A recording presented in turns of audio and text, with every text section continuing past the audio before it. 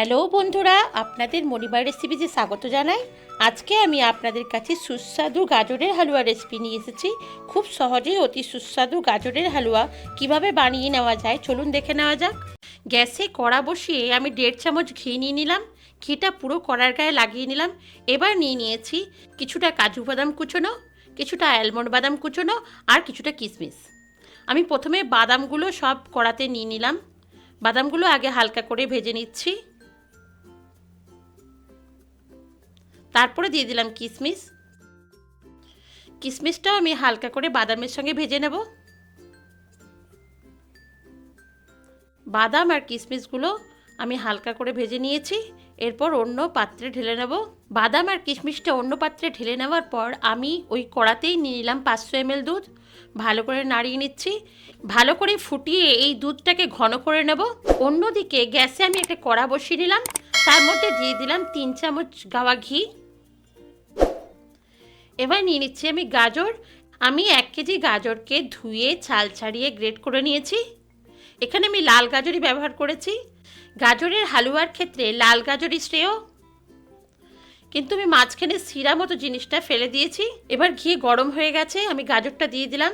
আমি ঘিয়ে ভালো করে গাজরগুলো ভেজে নেব যাতে গাজরের কাঁচা গন্ধটা চলে যায়। আমি গ্যাসের ফ্লেম মিডিয়ামে রেখে ভালো করে গাজরগুলো নেড়ে নেড়ে ভেজে নিচ্ছি।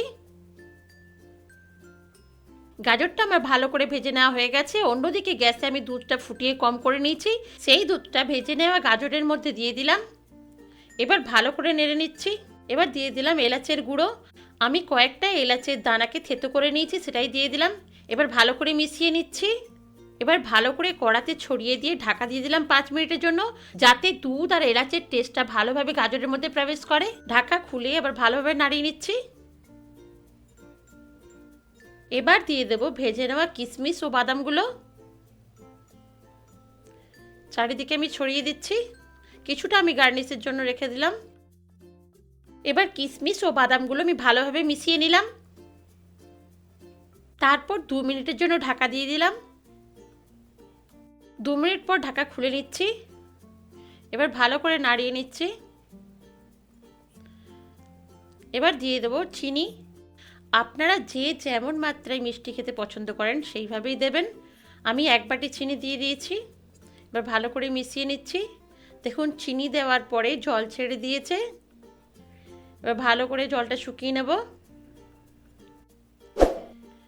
দিয়ে দেব খোয়া ক্ষীর। আমি 100 গ্রাম খোয়া ক্ষীর ভালো করে গ্রেট করে নিয়েছি। কিছুটা গার্নিশের জন্য রেখে বাকিটা পুরোটাই দিয়ে দেব। আমি চারিদিকে খোয়া ক্ষীরটা ছড়িয়ে দিলাম। এবার ভালোভাবে নেড়ে নিচ্ছি। চিনি দেওয়ার জন্য যে জল বেরিয়েছিল সেটা কিন্তু এখনও শুকোয়নি। ভালোভাবে নেড়ে আমি জলটা শুকিয়ে নেব। দেখুন জলটা প্রায় শুকিয়েই গেছে। এবার দিয়ে দেবো 1 চামচ ঘি। ভালো করে মিশিয়ে নিচ্ছি। অবশেষে এই ঘিটা দিলে টেস্টটা অনেকখানি বেড়ে যায়। দেখুন গাজরের হালুয়ার জলটা পুরোপুরি শুকিয়ে গেছে। আমি চারিদিকে ছড়িয়ে সমান করে আর গ্যাসটা বন্ধ করে দিলাম আর 5 মিনিটের জন্য ঢাকা দিয়ে রেখে দিলাম। দেখুন সুস্বাদু গাজরের হালুয়া কত সহজে এবং তাড়াতাড়ি তৈরি হয়ে গেল। চলুন এবার পরিবেশন করে নেওয়া যাক।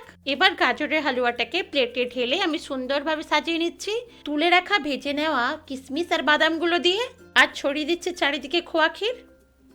আশা করি ভিডিওটি আপনাদের ভালো লেগেছে।